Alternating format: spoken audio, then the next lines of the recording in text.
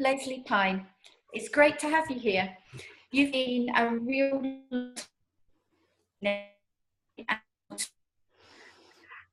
so we're really interested to find out more about your book, which I have here in my hand. Stereo. And so do you. Thank you. Finding Joy Beyond Childlessness. So I think it's probably a good idea to start by sharing the context of your past suffering and the effects of that suffering and pain on your everyday life. Okay. Yeah. Well, we were 35. I was 35 when we started trying to get pregnant. 6 rounds of IVF later, we stopped when I was 40. At that time, I didn't know I was grieving. I just thought I felt numb, and so I just carried on. I'm from Yorkshire. That's what we do, 4 years later, my mum died, and then I knew I was grieving, but I boxed it. It was that I don't want to go into it. I don't want to fall. Let's just keep calm and carry on. Boxed it all up. Then 4 years ago, my dad died, and I did the same thing. But as I've learned now, you can't outrun grief. It will catch you. So at that time, I felt completely numb, and then my grief would keep creeping out. It's like I put it all in a box, but the lid wouldn't stay shut. I was crying quite regularly, snapping at my husband, and also by not feeling my grief, there was no joy and happiness in my life. So I was just miserable, sad, fed up. So that's where I was. That's not where I am now. So that's the context, yeah. No, it seems to me that you are living proof that you can move beyond childlessness grief and the grief of losing people close to you as well. So you really did move beyond that, didn't you? I did. Yes, I have. I mean, it's the process of writing the book, as we'll talk about in a minute, but there's lots of different chapters, but I dug into everything that's in there. I wouldn't ask readers to do anything I haven't done myself, so I've been through all of that and come out the other side a different person. And I realised that those things that I thought about grief, the beliefs that you can outrun it, that if you just keep going, it'll eventually go away, were beliefs and the beliefs that I'd inherited from my family, and I could change them, and I have, and that's that. There is a power of going into that, if you like, darkness, and you come out the other side a whole different person with blue nails. I never would have done that before. But you didn't just share your own story to do this, did you? You drew on the experience of others in the book as well. Yeah.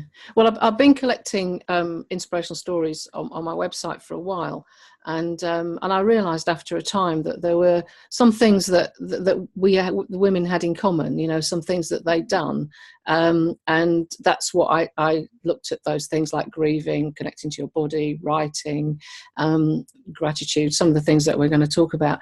But it's also that I think it's important that if you can see it, you can do it. So so if you can read and understand about other women who we're all, just the same as you, then, and you can learn from what they did, that makes it more accessible for you to get to that place, So it's like, and we're all normal. We're not sort of celebrities. We're all sort of just normal women who've worked through it and come out the other side. So yeah, I think that's really important. And that's very much what More to Life is all about, really. It's about providing that support network. Now, it was lovely to hear in your book how you really relied on the support of others, and how the More to Life meetups especially played a key role for you. Yeah, I mean, that early stage, we hibernated for a year, and then we joined a day trip to Cambridge, it was actually, and that was the best decision without doubt we've ever made, because I mean it's 15 years ago now, and those couples that we met on that day and others since are some of our closest friends, because they get us like nobody else, and we haven't had any official support as a group, but we've supported each other. And, whilst we talked then about all the stuff that we were going through, that we could share that confidentially, that now, our relationships have moved on. And have we got unbreakable bonds? I think we probably have, actually. That I feel that in another I don't know how many years, 20, 30 years, those friends will still be our friends. And that's very, very important, actually, very important for both of us, not just myself and my husband too. And that is something that at More to Life, we definitely are trying to develop the meetups, because we realise that social contact can be so important. Yeah. Now, looking back at your book again, thinking about the butterfly. Now, I heard about these butterfly biscuits. Oh, sorry, yes. I should have had one. I've got one left. Yeah. You get one. And also there's a butterfly on the front cover of the book. Can you explain that a bit more for me? Well, I think that what a caterpillar goes through to become a butterfly is a great metaphor for many changes that we go through in life. And I think it's that we thought motherhood would be our butterfly, if you like. And when that didn't happen, we don't know what colour and shape our wings will be. So I think there's two processes. One of discovering what colour and shape our wings might be, but there's also that the caterpillar has to go into the cocoon and unmake itself before it can make it, and that's if you like, the second bit of the biggest bit of the book, which is that going into that cocoon, going on, unlearning some of the habits that you've learned, changing those, and coming out the other side, putting, sort of making yourself and putting yourself back together. And I think that's a very important process in any transformation, if you like, and that's what this is, really. Yeah. It was a very, very powerful metaphor throughout the book. What I loved about reading this book was, although I felt nurtured by you, I also felt that you were quite bluntly honest with me as I read it, as a reader, about not feeling sorry for myself and not reinforcing any neural pathways and thinking patterns that I may have about myself. I thought it was interesting, actually. I took out some of the bluntness, and it was interesting you picked that up, because I am from Yorkshire after all, and we are a bit, blunt sometimes. And I think it's about tough love, actually. That it's not easy, and I'd love to be able to wave magic wands, but that's not possible. We all know that. So there's work to be done, and only you can do it. Yes, I will support you and nurture. I love that you said nurtured by my warmth. I think that was really lovely. And so it's just, the other thing that makes me really frustrated is when I hear women saying, I'm always going to feel this sad, I'm always going to feel like this. And it's like, no, actually, no, you don't have to. That's where I guess some of that comes from. It's just tough love, really. Yeah. And it's so important, I think, sometimes for us to hear a bit of that as well as the warmth, but to actually for somebody to say, you might be your own worst enemy in this situation. Exactly. Yes. Yeah. Thank you. Another big focus that came across in the book for me was you very much think about the connection, again, about the mind, but this time with the body. Yep. Well, I think that there is a very strong mind-body link. That's proven.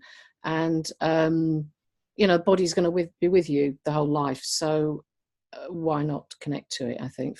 There's also that we store stress and trauma, and there's trauma and there's trauma, so going through, grief is trauma, so we've all been through it. So it is often stored in our bodies, and connecting to my body, and I use connecting, not reconnecting, has been crucial for me. It's like I've done that through yoga. There's other ways of doing that, and I think it's you heal the body, you heal the mind as well. And for me, where I am now is my body can do things that it's never done before. It's more bendy and stretchy than it's ever been. And when it goes to those new places, it's kind of, my body does something new. It's like, well, it shatters a belief that I had about myself. So if my body can do something new, why can't I do that in my mind? It's a great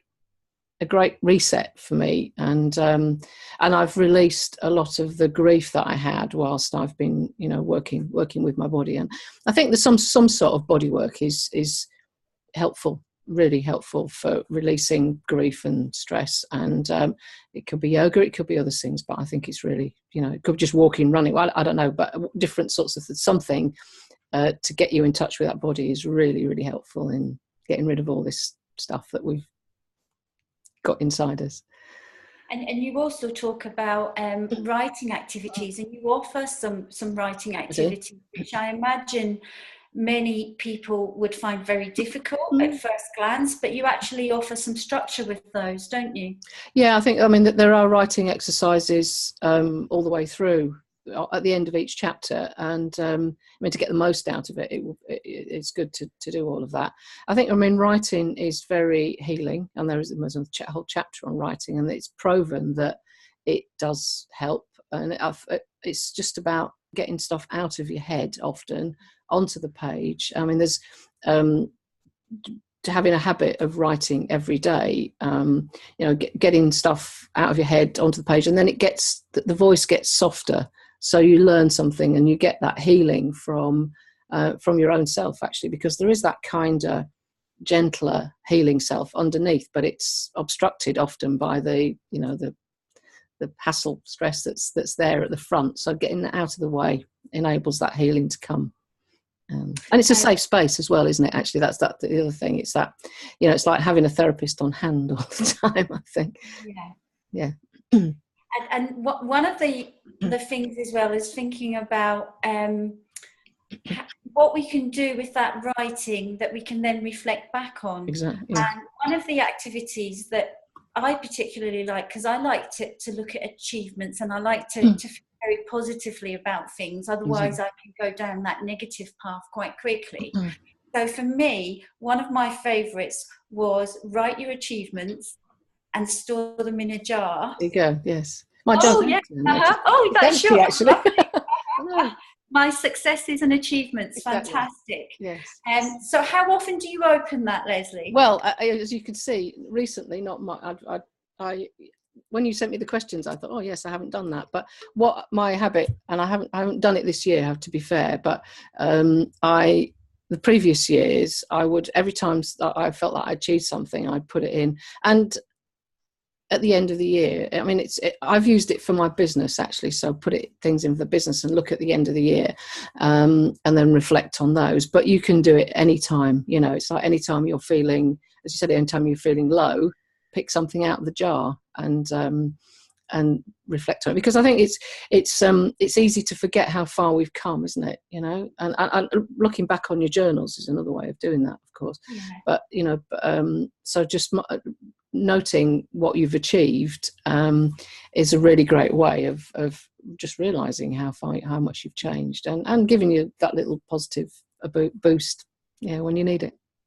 And gratefulness, yes. about those changes and about all the blessings, etc., in life feature heavily too, don't they? Exactly. I think even in the midst of everything, there's always something to be grateful for, and having a gratitude practice is one way of like turning your head just a little bit towards the positive. And so, I talk about establishing different ways of establishing a practice, and I think the key is to try different ways, try different things, and find one that works for you. And you could do the same with the jar, actually. Some people do that, put something in a jar every day, and then pick it out when you feel a bit low. So yeah, find a practice, do it for a month. That's my tip. Yeah.